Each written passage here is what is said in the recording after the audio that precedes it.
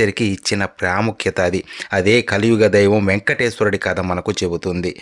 ఒకప్పుడు ఇంట్లో ఆడపిల్ల పుడితే మహాలక్ష్మి పుట్టిందిరా అంటారు.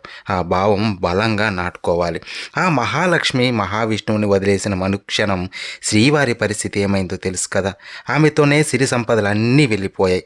గోవు పుణ్యాన గుక్కడు పాలతో కడుపు నింపుకోవాల్సి వచ్చింది. అడవిలో పొట్టల్లో తలదాచుకోవాల్సి వచ్చింది. ఆశ్రమవాసి ఆకాశరాజు కుమార్తె పద్మావతిని వివాహం ఆడాలంటే డబ్బులెక్కడ లేవు.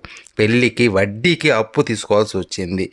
ఒకప్పుడు సిరి సంపదలతో నెలవైన వాడు అప్పు చేసి పెళ్లి చేసుకోవాల్సి వచ్చింది. ఇవన్నీ ఆ దేవాది దేవుడికి తెలియనివి కావు. లోకానికి భార్య విలువ తెలియజేయడానికి ఆ స్వామి ఆడిన నాటకమే ఇది. ఓం నమో వెంకటేశ్వర.